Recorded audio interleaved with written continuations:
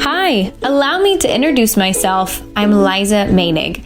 After having spent most of my life on and off the mission field, having been raised in the church, and having gone through my own abusive relationships with men and come out the other side, I've realized one important thing in life. A relationship with God is vital. The problem is that we have a lot of religion and legalism in this world, giving us a long to-do list of what we can and cannot do, especially for us ladies. My goal is to create a safe place for women to come together and have the hard, controversial conversations you might not have been able to have before. I want to provoke some critical thinking. I want to hopefully point you towards the Bible and towards a God that might not have been presented to you before. I want us to leave the religion and the legalism behind and be left with a healthy relationship with God. It's time to become who you were meant to be. It's time to become a warrior.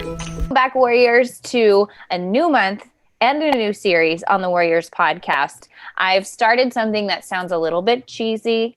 It's going to sound like, of course you're doing this. It's Thanksgiving, but I want to talk about gratitude, because gratitude is really something that is difficult to have, especially when you have experienced a lot of things in life that make seeing your life through the lens of gratitude difficult.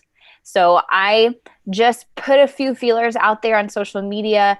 I asked some people what gratitude means to them and if they wanted to talk about it. And my friend Macy decided she wanted to come on, which is super exciting because I've only heard a little bit of your story and it's already super powerful. So I can't wait to dive into this. So Macy, can you tell everybody who you are, what you do, where you're from?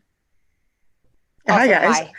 As Liza said, I am Maci Klawetter, and I am currently a full-time college student at Regent University, and I'm actually about to graduate from there this coming May. So Wow. With my bachelor's degree. So it's coming up quick. I'm super excited. Aww. So I'm working on that. And then I just landed a position as a marketing sales rep for a company that I'm training right now. So that's kind of been what I've been doing, is just finishing up school and working and helping out at the church a lot. So, My goodness. So you do a million things. I like to stay busy. Yes. Yes, you definitely stay busy. And I've seen you worship. You're like the cutest thing ever. Oh my gosh, thank you. I love seeing you with your guitar and just worshiping your heart out. You're like one of the people when I see on stage, I get so happy. So I love that you are on this show today, because it shows through in your worship, even when you're just playing your guitar and you think nobody's looking. It just shows in your life. So I appreciate it. Can you tell us just a little bit about what gratitude means to you? Yes, gratitude, gratitude has meant so much to me for my entire life. It's been a word that I grew up hearing. It's been a word that I've grown up declaring. And to me, it's just gratitude is a way of being thankful, a way of being just grateful for no matter what situation I go through, no matter what I feel, no matter where I'm at in life, no matter what I've walked through, just being grateful for even an opportunity to learn from something. I mean, I've walked through so much in my life, and I always say I would never go back and change anything, even though some of the stuff has been really traumatic, but it's really helped me become who I am and shown me so many sides of God and so many sides of people. And it's just really helped me become who God's created me to be. And I honestly think that having a grateful heart has been such a essential key for me to get through what God has asked me to walk through. And I really, so gratitude to me, it's almost like the gasoline to my engine, if that makes sense. I love that. It's what drives me. It's what keeps me going.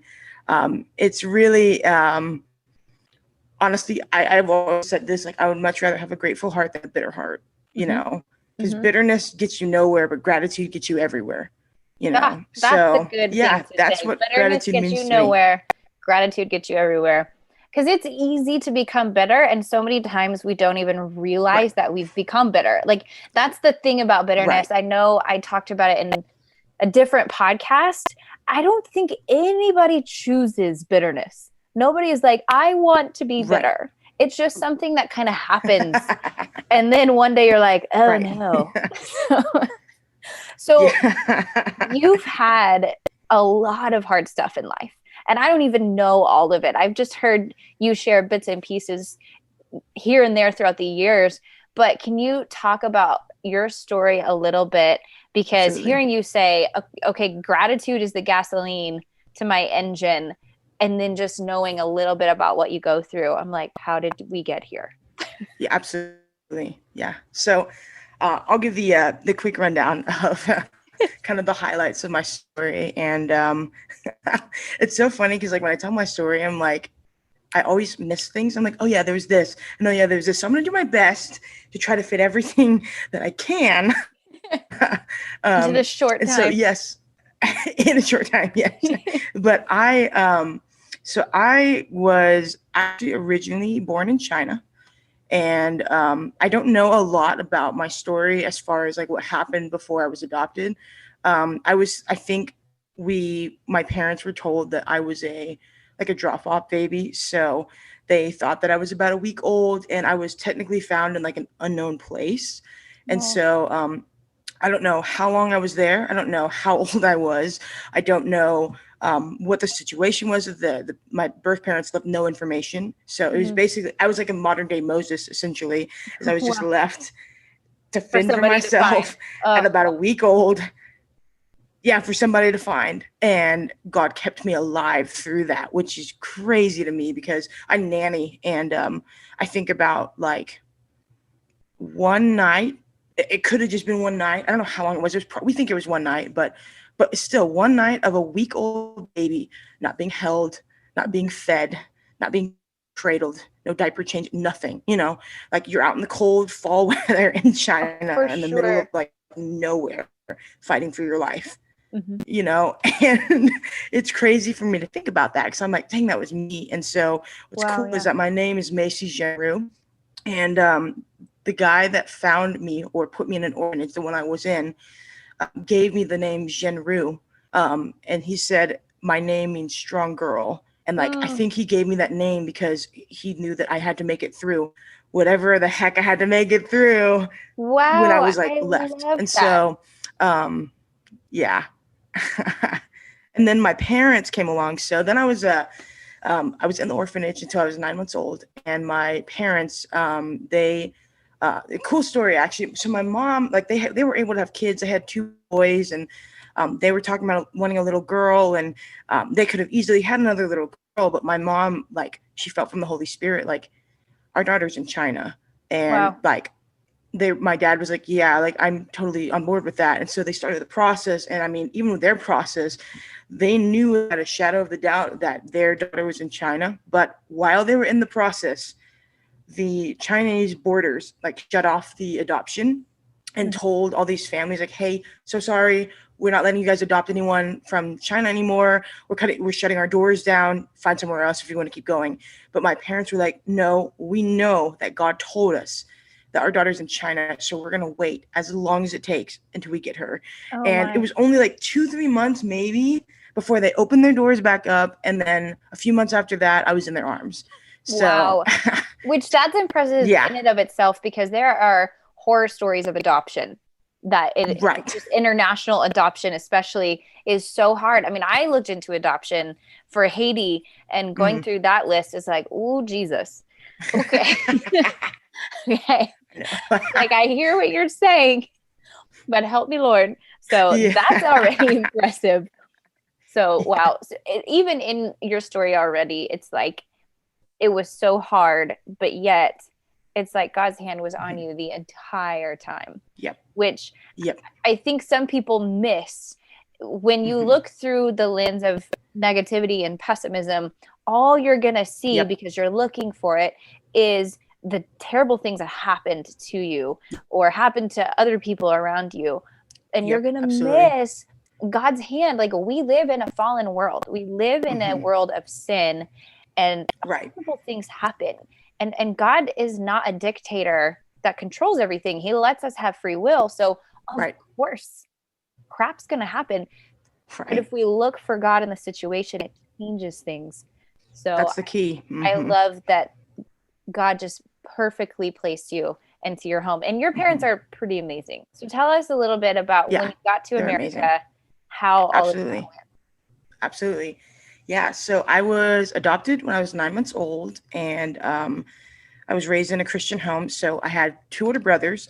They were both from my parents, and Colin and Evan were their names. And we were that family that when the doors at the church were open, we were there. You know, I was that kid. We did. Yes. Yep. Homeschooled. My family homeschooled us until we were in 7th grade. I was homeschooled. No way. That's awesome. Until 9th grade. 9th grade. Awesome. Yep. Yeah. So I was homeschooled until 7th grade and went into a private Christian school, LCA, Lucas Christian Academy. And so each kid did the same thing. We were, until we hit 7th grade, we were homeschooled. And then at that point, we went to private Christian school. So, I mean, we grew up when we were even doing, homeschool. We were in Bible studies and Christian sports leagues. We played sports all the time. Grew up, loved playing sports, always wanted to be in sports. And it was super cool. My parents were awesome. They were they really believed in us and our abilities and wanted to help us get to our dreams. Yeah. And also I think it's important to mention this now before I forget, like I always do. But when I was 5 years old, the first time I was out of the nursery, I'm pretty sure it was the first time I was out of the nursery. I was in big church, and I saw a girl who was singing and playing her guitar, and I was like, "That's it. That's what I want to do with my life. I want to do that." I just knew. In a family that was you can do it, kind of thing. And so, but they did make me wait for years. They were like, "Oh, that's cute, but maybe you should wait until you're a little older because you also wanted to be 80,000 other things." You know what I mean? So, but I just knew from that moment, this is what I wanted to do out of everything else. And we grew up, and we all learned musical instruments. I started with piano at 10, then I picked up guitar at 12. My brothers learned piano. They both learned guitar. And we were just we were one of those families that was we were always going to play a sport and we're always going to play an instrument, which is great. I'm still going to keep that with my family someday. I like that. Yes. So we grew up. Yes. And we grew up where we would have dinner as a family every single day. And then after dinner, a lot of times my dad would do a little devotional or a Bible story or something. And then before bed, they would always read us a story or tell us a story. My dad was a master of making up stories. That's cute. So we just, we grew up really well. Honestly, now as an adult, I'm looking at what my parents did and I was like, dang, y'all put a pretty high standard for us as, as kids. I hope I'm able to be the same kind of level of a parent as y'all were. But so we grew up in a really, really good home dynamic. And I was really actively involved in my church at a young age. And my brothers loved the youth group, and we were all pretty close. And so that was kind of my home life, and really close to our immediate family. We would always do celebrate birthdays and big events or Awana awards, whatever it looked like. We would, I remember Awana, that. Yes. Yeah. I got the Timothy Award. Yes. Same. But I love that. So you really had a lot of positivity and Christian values instilled in you. Absolutely. From a young age, when your life could have been night and day different in China. Absolutely. So that's incredible. Absolutely. How have, because I know you've had several other things come up in life, like your health. How have those things impacted your life? The harder things in life that could have made you go, hello, God, where are you? What's going on? It could have made you question everything. How has that impacted you? Yeah. It has definitely taught me. There's countless things it's taught me. I guess I can just keep going with kind of my story and how it all kind of interconnects with each other. You're right. I could have, even with just the adoption alone, I could have easily been like, had a completely different life. Mm-hmm. But one thing that my parents taught me was to always give thanks, Mm. for like, just to always be thankful, which I think learning that at a young age, along with the biblical principles that we had a foundation of, helped me get through the hard things. Wow. Like when I was wow, this is crazy. This is the first time I've shared this in public. Like, I'm thank you, Jesus. excited. I'm healed. Thank you, God. But I so love this. in junior high, I was best friends with a friend that I had met at my school, and for 3 years she sexually assaulted me and Mm. physically, or not physically, she emotionally abused me as well. And Mm. so I was molested, and nothing like horrible, like she didn't rape me or anything like that, but she definitely molested and crossed a lot of boundaries that really, really did a lot in me. Because I mean, this is like the first time I'm out of homeschool. I've Mm. Yeah. never had to deal with this. I'm like super innocent, poor Yeah. thing, like super innocent. And I have no idea what's wrong and what's right in this sense. I have an idea, which is what saved me from a lot of like, could have been really bad situations. I mean, it was a bad situation to begin with, but Mm-hmm. my I think the Holy Spirit, like, I kept me like safer than it could have gotten a lot worse, at least. And that really like changed a lot in me. I became very depressed and anxious all the time, and I like struggled with my worth, and got in like, I like started looking at like porn and like just all of these like crazy, crazy things that you think as a homeschooled Christian kid, you're never going to get in with, or you're never going to have to deal with. Right. And I like Mm-hmm. honestly had that shame of like, oh my gosh, like I really just went through this, but I didn't tell a single person for like Yeah. 8 years. Wow. Because I was so like, the way that the girl did this is she was saying like, if you tell anybody, like I'm gonna make your life miserable and it's gonna be on Mm-hmm. you, kind of thing. Mm-hmm. And Which so is I was how like, this scared so, me. yes, that's how so many abusers Hmm. do things. And like, Yep. yes, there are people who just all of a sudden somebody gets abusive or there's a violent rape or something, but a lot of the Right. time it's somebody that you love, trust, and are close to, Yep. which makes it Absolutely. all the more confusing, all the more difficult. Hmm. And then you 100%. don't know how to talk about it. Yes. Right. That makes total Right. sense. And so when this happened, it stopped happening. It happened for around 3 years, and it wasn't like Mm. very frequent, but it was within the 3 year period. And she eventually left the school because, I mean, there was a lot of other people that this was happening to as well. And Mm. finally, somebody like said something. They left the school, Wow. and I like just remember. And then shortly after that, they came out. And when they came out, I just remember just being completely messed up. Like, Right. I cannot believe this just happened to me. And Right. but again, I didn't tell anyone. So I'm having all of these symptoms of like, there's something wrong, but I'm not saying anything. So everybody's like, what the heck is going on with you? Yes. And yeah. And so it came out in a form of sickness, which I will never forget this. I had a sinus infection, and I got I had really bad anxiety. I had a big panic attack. I was with my grandma in Florida. I felt so bad. I had this massive panic attack. They took me to the ER because they didn't really know what to do. So I was so panicky. And yeah, I feel so bad. I love you, Meemaw. Mima is adorable. Um, I love that. yeah. But I got a little prescription for the sinus infection. Started feeling better, but we think that prescription killed off some of my good like villi, whatever they're called. Mm-hmm. Not really sure about that, but and then I just kept getting sicker and sicker and sicker, and we did not know why. And we knew like on paper, like, okay, you're lactose intolerant, you're allergic to shrimp. If you breathe in dust, you're gonna have, problems, but nothing like significantly bad. You know what I mean? Yep.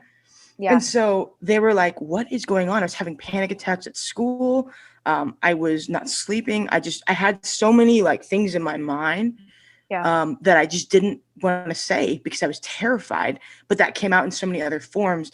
But through the midst of that all, I was still leading worship, and I was still spending time with the Lord. And I remember there were times that I would sit there and I would be like, God, I don't understand why this happened. And I don't understand why you let this happen. Like, why would you allow this to happen? And how am I going to get better? Because like, and then I would sit there and I remember I would be like, but you're still good. I still love you. I still trust you. You're the only one I trust right now. Like, I just remember like having these moments with the Lord in the midst of like the chaos of gratitude. And it got me through those seasons. And so I was struggling a lot.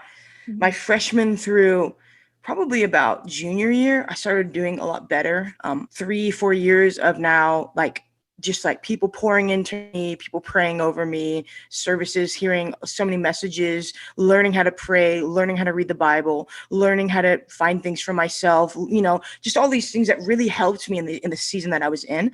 And so by the time I was a junior, I was like, okay, I think I'm good. I think we're good. You know, like we're just going to like forget about this. And I like completely like put away, shelved all of those memories, all of the traumatic experiences. And I was like, you know what? We're just going to forget this ever happened. And I remember there were moments in this process that I was like, I'm going to die with this. No one will ever know. Yep. I've 100% had those. Yeah. I think anybody who has trauma has that thing. They're like, no, I am taking it to the grave. But it's literally that's usually the thing God goes after. Like I've had several where the Lord's like, I need you to be a little bit open about that. Or I find myself ministering or like I work with an anti-human trafficking organization now. And here I am sitting and now I'm like, oh, because of XYZ, now I have the tools for this girl, you know, but it's always that thing that you're like, nope, nobody will ever know. But I never said what happened.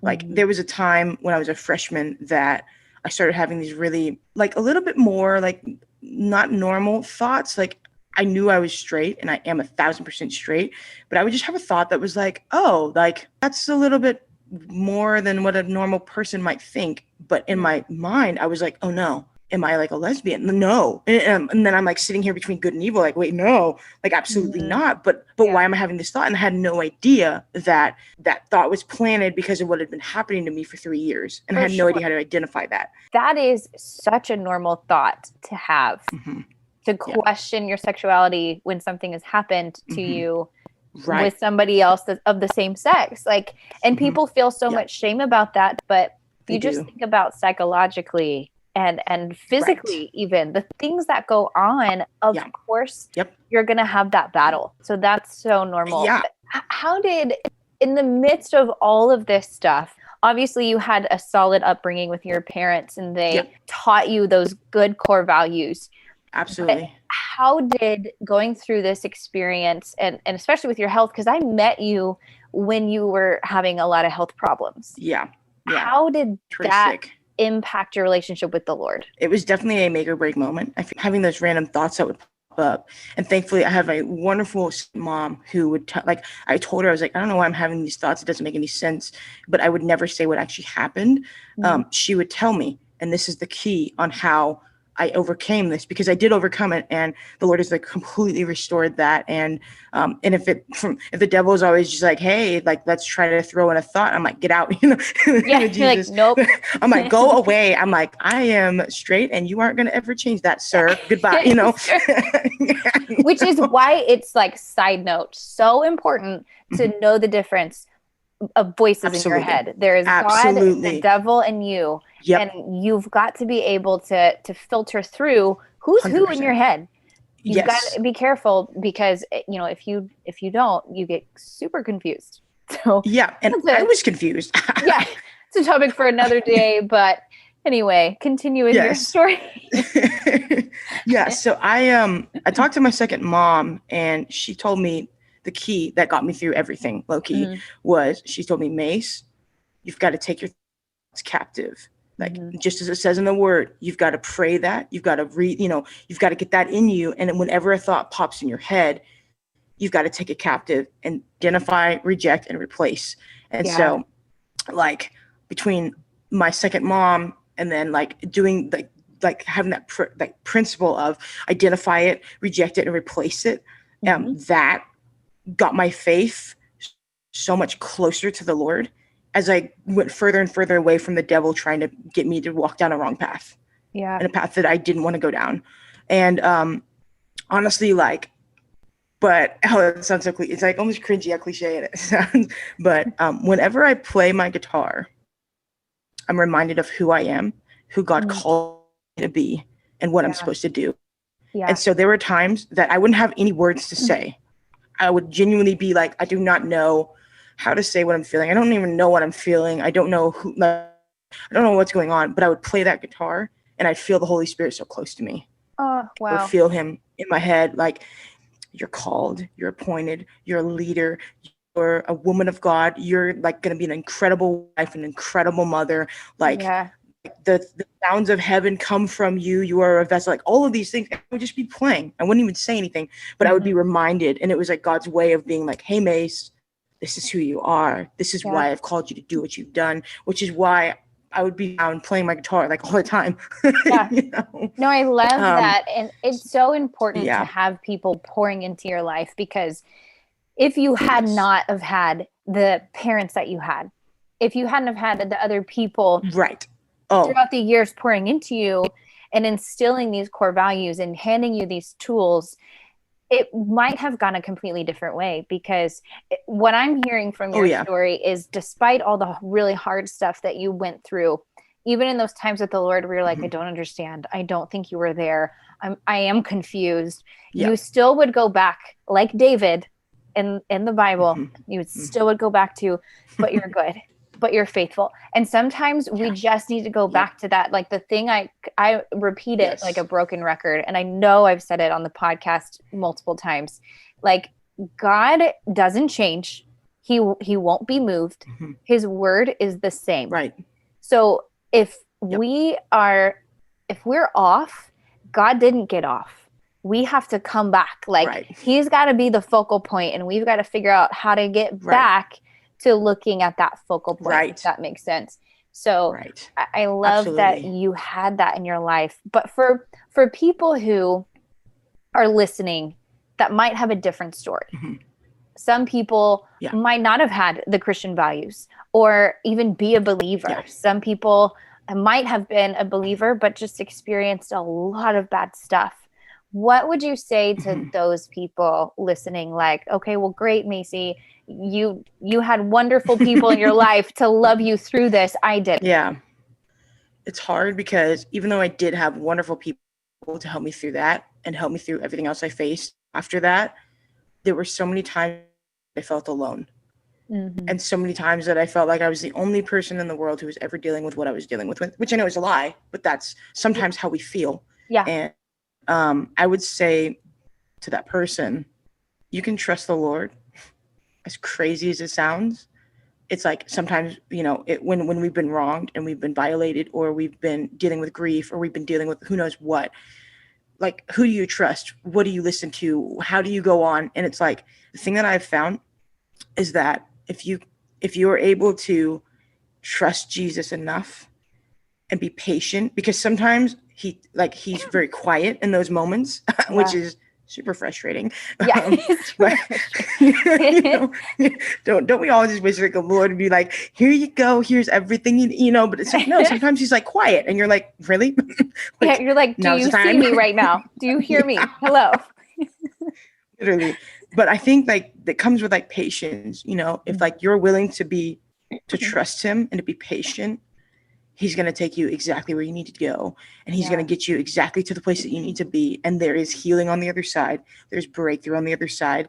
Like it is possible to go through death. It is possible to go through sickness. It is possible to go through abuse and molestation and who knows what else. And like all the other things that people go through and come out better than ever before. It's possible, you know, but it's not possible in our own strength, you know? Right. Like, and that's the key. I've been thinking so much about different situations and stories in the Bible. And I think about the breakthrough and the healing and restoration that took place because of praise, worship, and gratitude. Like, obviously, the entire book of Psalms is one huge book of emotional ups and downs. of David being like, what the heck, God? Like, I can't do this. I hate my life, but you're so good and I love you. And there's praise in that. But then you think about even the Battle of Jericho, when God instructed them, God instructed them to march around the city of Jericho 7 times and really just worship. And like, that sounds so dumb. That sounds like not the answer. And then, when you think about Esther and all of the Jews are about to be killed, and what did she do? She went to the Lord and got on her knees and prayed, fasted, and worshiped for several days. And you just, when you look at different people who were literally facing life and death in the Bible, when they got with the Lord and they praised him, they worshiped him, they got away with them. Yes, that's just the breakthrough and the miracles were unreal. So there's such a key to having gratitude. Yes. And it's so hard to express the importance of that, because I think in the Christian church today, there's a lot of people that are just like, just be grateful and just be happy. And they say all these cheesy lines, and it makes me want to just punch people in the face. I'm like, God, just stop. And there's just, I look around, I've been to so many different countries, and I look around at poverty and people who have been trafficked and abused. And I see the terrible things in this world. And it would be so easy for me to look around and be like, God, are you even there? Yeah. Oh, and you know what's crazy is like, I've been to Thailand, and like some of the most poverty that I've ever seen in my life. But the people were so grateful. Oh yeah, that's so like, good.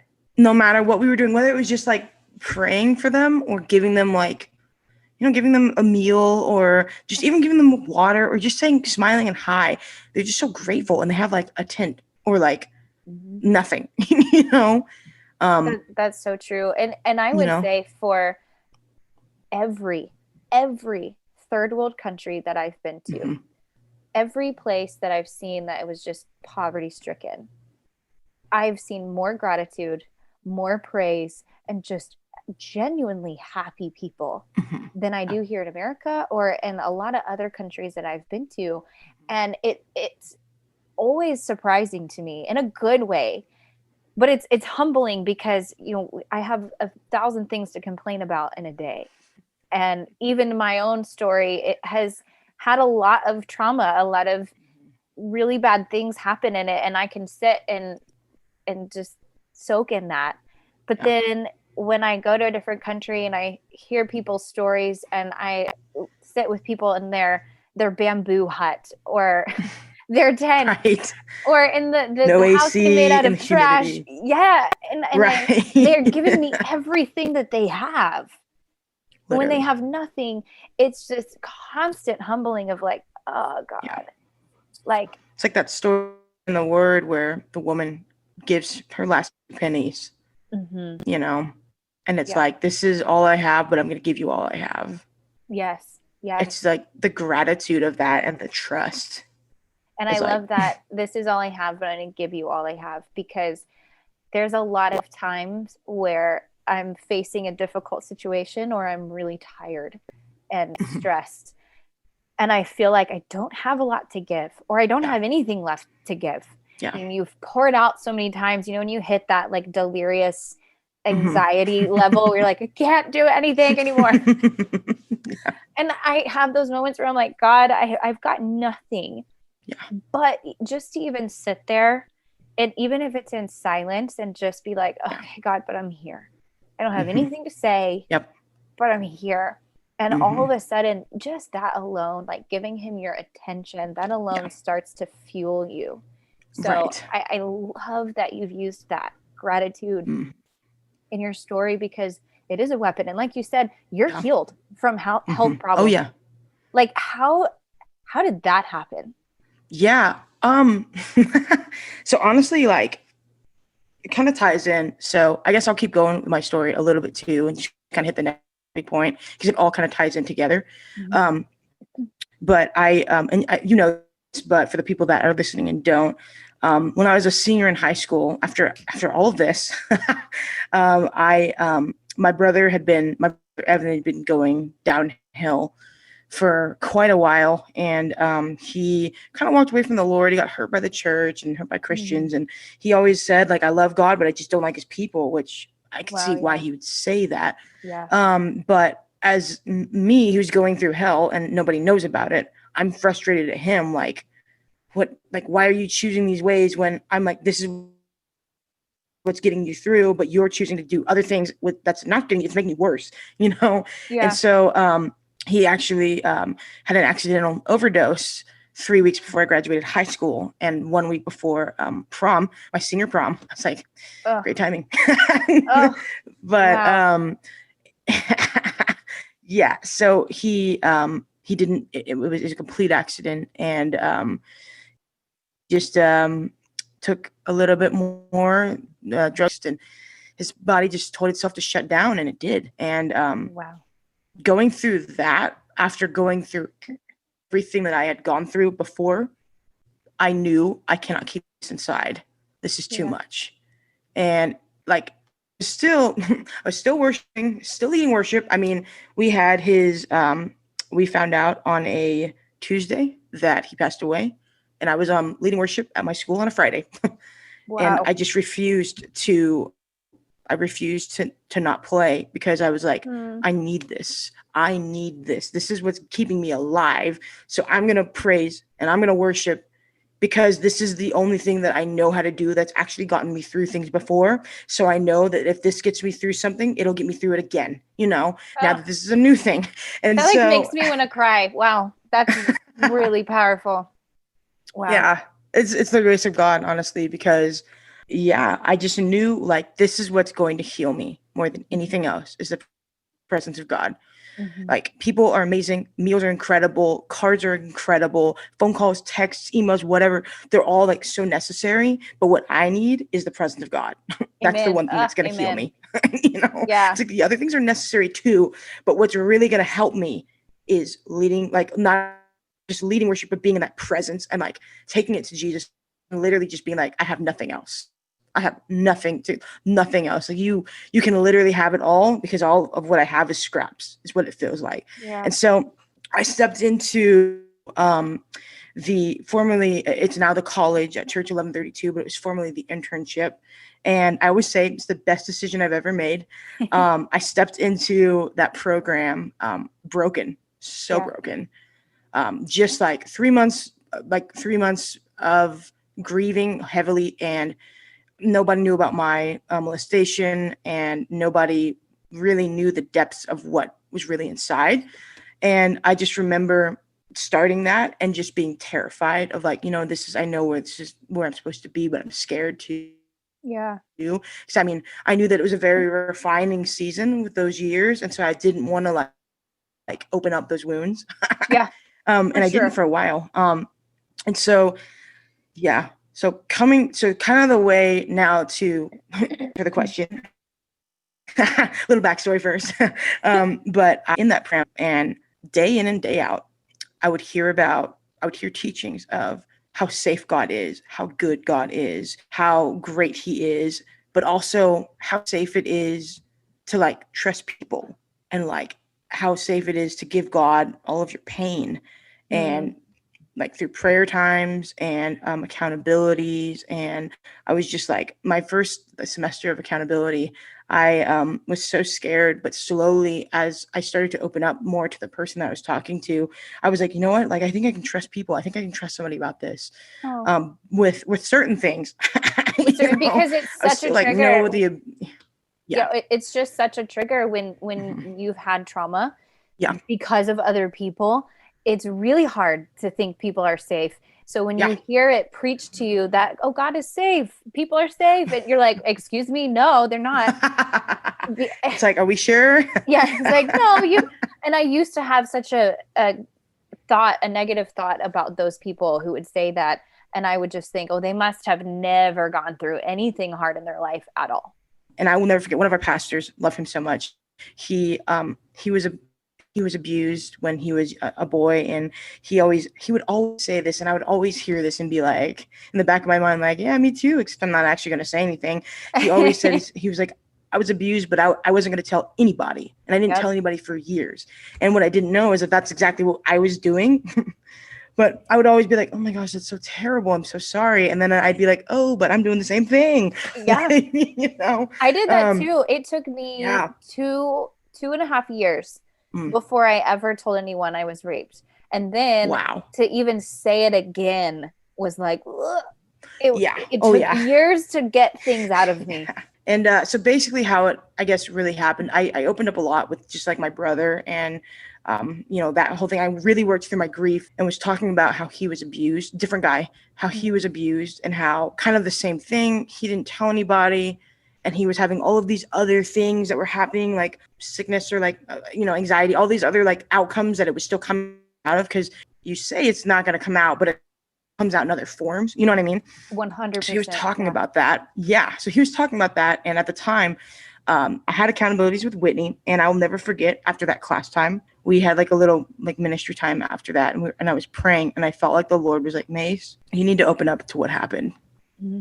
And I was like, do you mean like, and I was like, no, you know, I'm like now wrestling with God of like, I can't do it. I want to do it, but I can't do it. But it's Whitney, but I'm scared, but blah, blah, blah. You know, it's just this very back and forth. And for the first time in about 7 or 8 years, I opened up to Whitney and told her what happened. And I was so scared. I mean, I remember I was like shaking. I was so scared.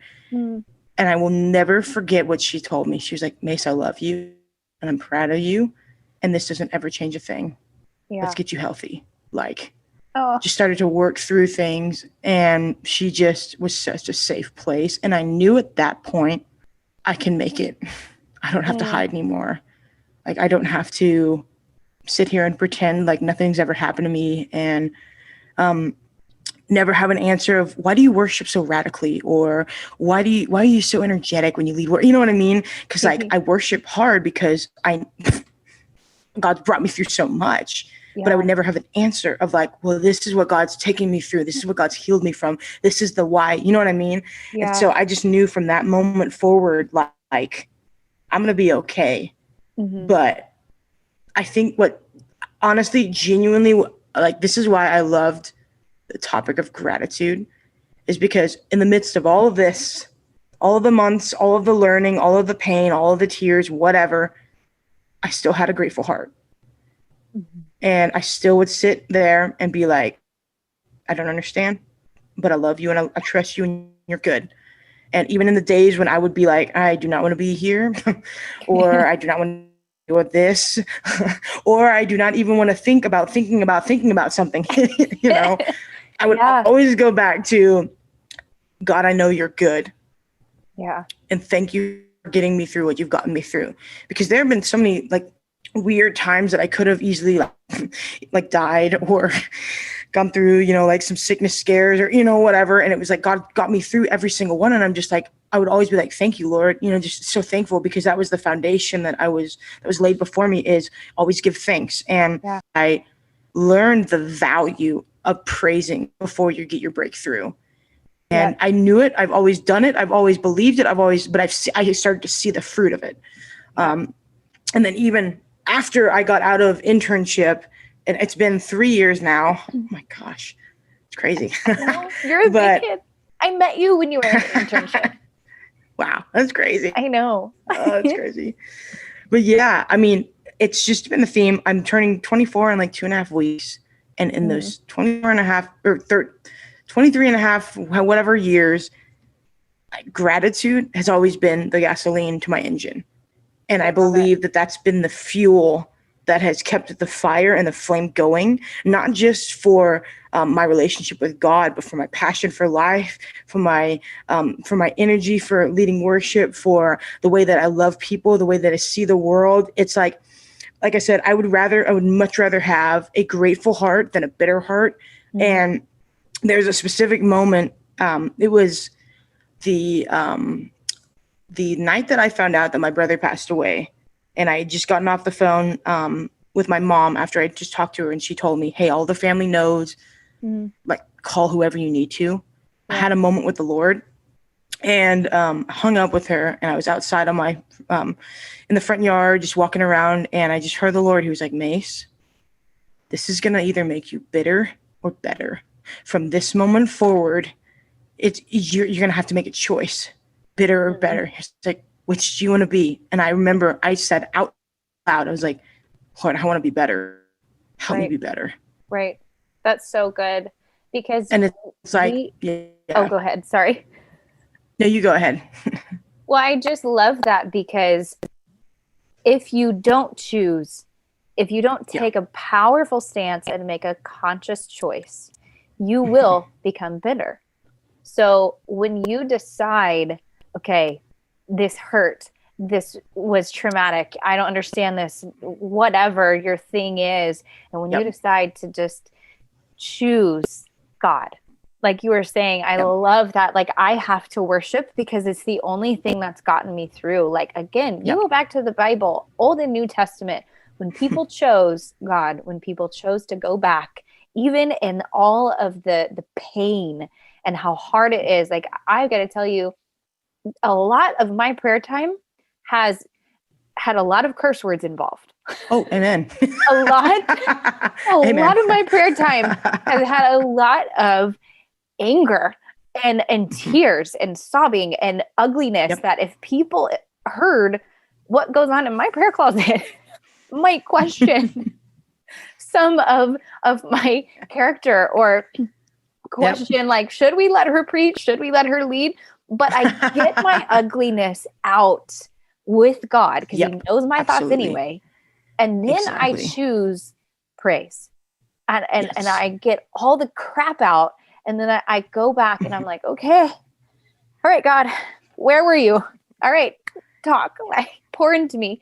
So I love everything you said. Is so powerful. And I know we need to wrap this conversation up. So if you could leave just one last word for any listener, if there's one thing you want them to take away about gratitude, what would that be?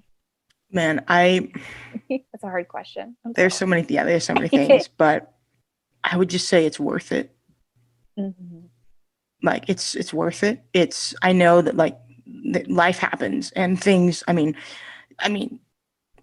my story in comparison to some other people's story is like nothing, you know, and then there are people who are saying like, oh my gosh, you have the craziest story. And, you know, everybody has their story. Everybody has their mess. Everybody has their pain. But choosing gratitude and choosing to praise before your breakthrough and just keep telling God that he's good and that he's holy and that he's worthy, and that even though like what your situation isn't good, he's still good, and that doesn't change his goodness based on what you're going through. It is so worth it, because like I've said this whole time, bitterness is only going to destroy what gratitude builds up. Gratitude always builds up. You have bitterness such will always good tear down. things to say. I'm going to start coining those phrases. I like that. Yeah, I mean, it's true. Bitterness tears down, gratitude builds up. And so, especially like as a person who's gone through pain, we know what it feels like to go through pain, and we know what it feels like to go through trauma or abuse or death or whatever it is that you go through. Yeah. But I would always say, like, the Lord asked me that night, do you want to be bitter or do you want to be better? And I've always chosen to be better. Yeah. And it has been the best thing. I mean, that's why I say it's worth it, because it's painful and it's hard. And don't get me wrong, there's some days that, you know, you're a puddle of tears and you don't want to ever get off the floor, you know, and that's okay. And that's safe. And that's very real.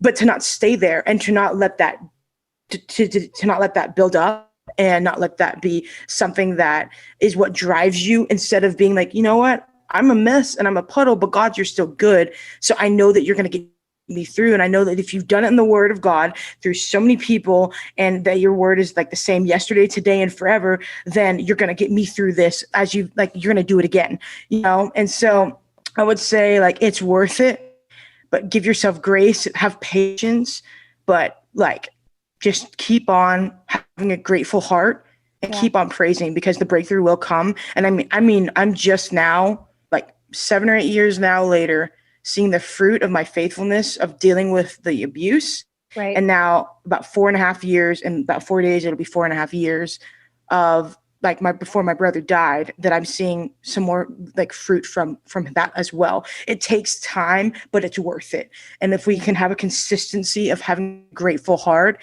then that's where the consistency and the gratitude and the praise, it gets you in a place that you want to be. So I love that you said it's worth it. First of all, you need to preach. I just Wow. love how old you are and what you've been through and the maturity and the wisdom that you have. You need to like be in a pulpit somewhere. But I love that you said it's spoken over me. So receive. I love that you said it takes time, because it does. It is not an Instapot. Yes. Like my initial rape happened 13 years ago. And it was 17 to 23 was just hell. And that's where all the abuse happened. And in that, I was trying to work through things and coming back to the Lord, but it's taken years. And I've seen huge breakthrough in areas where I thought I would. And I've seen God take that thing where I said, nope, I'm taking it to the grave, and just kind of unwillingly let it go. And then God used it for something powerful. And I will say, like, even at 13 years after the initial trauma, I'm still dealing with things. Like, you're always going to deal with stuff. But when I look through the years, I cannot help but be grateful. Like, I can't help and look back and go, God did this and this and this. And the fact that I am who I am today is an absolute miracle. So I love that you said it takes time. It's going to be a process, but you're going to see miracles. Like I could probably write a book, and I probably should, just about the journey from 17 to 30 and the miracles that I've seen in the midst of all of my mess. Because God is so good. And I bet you could do the same thing. I love that you spoke on this today. Like, my heart is so full. If somebody wanted to find you on social media, could they do that? And where would they go? Yep. So on social media, it is just the @ and then Macy, Maci, with the _ KLAWETTER. I'm sure my name will be in the podcast as well. So it's just my name with an underscore in between on Instagram. And then Facebook is just my name again. And that's pretty much all I use. Awesome. Well, thank you so much for sharing. I love it. Thanks for having me. Everyone got something out of this. We'll see you all in the next episode.